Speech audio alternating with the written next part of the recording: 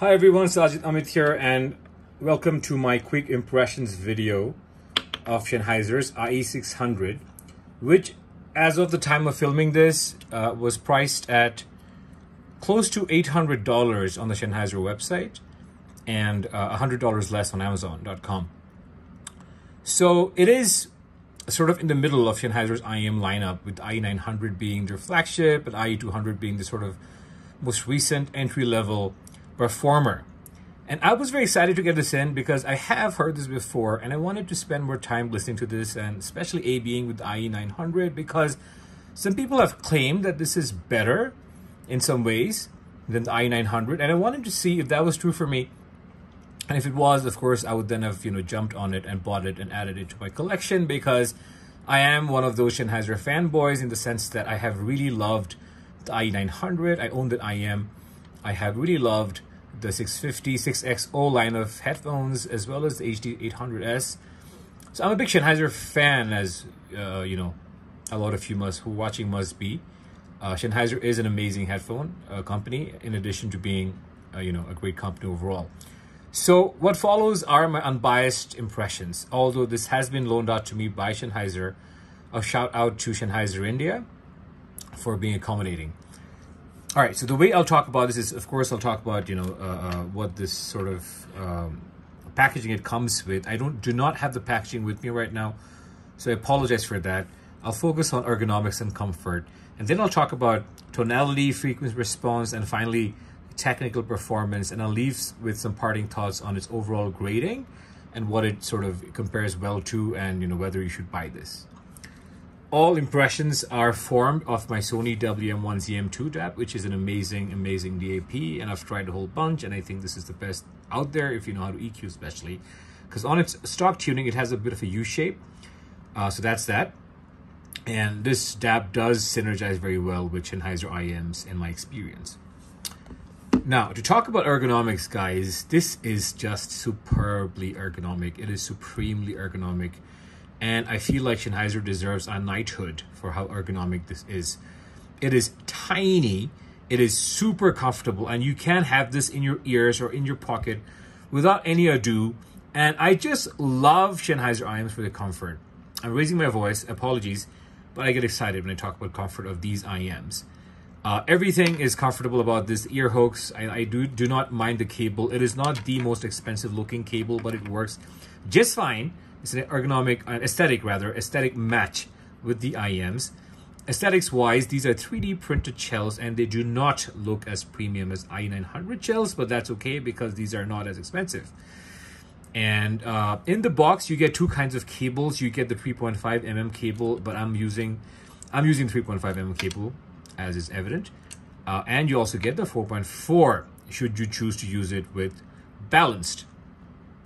Now, that's about it, guys. You get, of course, a carrying pouch, which is pretty much standard for all Sennheiser IEMs, and a cardboard box in which it comes, which, like I said, I do not have it with me right now. It's in a different room. But I'll drop a link to what the packaging looks like in the description section of this video, if that helps. To talk about tonality and frequency response, this is a bit differently tuned than the IE900 in the sense that it has more prominent upper mids. Insofar as the graph goes, insofar as the Sennheiser frequency response goes, i.e. the measurement that is applied by Sennheiser, this does seem to have a bit more sub-bass emphasis in terms of how it graphs. I do not think that that's what it sounds like in real life, and I'll talk about what it sounds like in a bit. And in addition to more pinna gain than the IE900, it has slightly more upper treble energy than the IE900 and slightly less mid treble energy than the IE900. So one would assume that this is more neutral sounding with more excitement in the air frequencies and bass if you see the frequency response. Does it sound like that? Yes and no. So I'm still a stickler for the frequency response of the IE900, and I think the IE900 is smoother in the treble, despite having or graphing as if it has more mid-treble. Overall, I do find that this IEM can be slightly more bright. It's slightly brighter in the treble, And I think the brightness is coming from the elevation around 15 kilohertz that this has. So despite graphing like it has lower levels of energy in mid-treble compared to the i900, I find the i900 treble smoother. The treble here, compared to the i900, can be somewhat, ever so slightly brighter, is basically how I would put it. The bass is nice. It is a bassy IM, guys, and do not mistake me for a bass head, because bass is not the only thing indexed for. I find that those of us audiophiles who have had a lot of experience with speakers, and I grew up listening to speakers even before I understood what audiophilia was, I think we have a higher tolerance and perhaps a higher appetite level for bass, impact, and bass. Because speakers in a good room, especially with speakers that do bass well, a full-sized speaker, perhaps with a subwoofer if that floats your boat, or even without, a good-sized speaker in a well-treated room will give you a very realistic sense of bass. If you listen to a concert and or if you have friends who are jamming, if you know what live music feels like, bass is felt. Bass is usually something that commands attention. Bass is not supposed to be weak or fragile, right? So I'm not a bass head when I say that I love the Sennheiser bass tuning. The bass here is phenomenal. Again, I prefer the i900 bass. And I will say that even though this graphs as if this has more bass elevation and sub bass, the i900 bass just hits harder for me. And that could be because of a sense of dynamics and the driver that is being deployed in the i900. But I do want to say that this is great bass for the price, amazing bass for the price, perhaps the best bass you can have for the price in terms of quality and impact and texture and all that. Mid-range for Sennheiser is just something that they cannot do wrong. They cannot do mid-range wrong, even if they tried, honestly. In all their headphones and IMs, I just love their mid-range timbre. It's very accurate. So some of you might like more pinna gain and some of you might like less pinna gain. For me, it depends on the overall tuning, guys, and how it all comes together, which is the reason why I do not have a target graph. I can like an XE6 from For Audio as much as I can like Empire Ears Odin, whereas Odin is closer to Harman and XE6 is not, or an i900, which is more V-shaped. So for me, I do like to think I have a wider palette, and for me, it's basically how it all comes together. And I listen to different genres, and I think different tunings work with different genres. So this is less V-shaped than the i900. This clearly has more pinna gain, and that is evident. So if you like your vocals up and close, and if you like your vocals to be more intimate, this will be nicer for you in that sense. And in that sense, it can even be a complement to the i900. So I can see why you might buy this even if you have an i900. But of course, the i900 is at a different level technically. But although I say it's a different level technically, it's not like a slouch in technical performance, but I will come to that. Treble-wise, it is elevated in mid-treble and in the air frequencies compared to a lot of other IMs, especially those that are Harman-tuned. Harman-tuned IMs can be quite dark in the mid-treble and upper treble, especially in the upper treble. This is not a Harman-tuned IM, so this will give you more treble energy, more sparkle, more liveliness, and just more fun to be had with the treble. So it's more W-shaped in that sense. Tuning-wise, it's definitely for me A tier, without a doubt. Could even be A+, but let's just say it's A tier for now.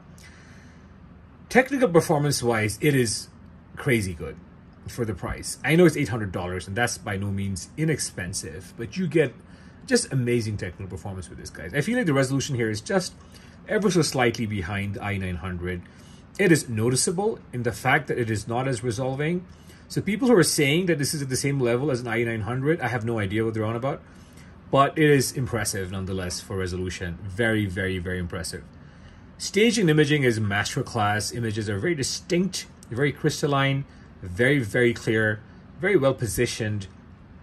Staging is wide and perhaps aided further by the fact that it's a V-shaped IM in some ways. So it's not as V-shaped, like I said, as i900, and I still think it's W-shaped. But because you have the extension in the upper frequencies and upper treble and in sub-bass, you do get a wider sense of stage than you would if it were a pure Harman-tuned IM. So what I'm saying is the tuning does impact the sense of staging, and in this case, it is no different, and you get a very wide stage. And imaging is masterclass, like I said. Dynamics is another forte of this IM. It's punchy, it's dynamic, it's just crazy good in terms of dynamics. Love it, love it, love it. Works really well with all kinds of genres.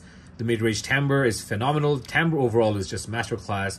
So because the timbre is so good and pinna gain is there, you do, I think, like vocal music with this, vocal-based music with this, and because there is a certain amount of sparkle in the treble, you will like a lot of acoustic and jazz music with this.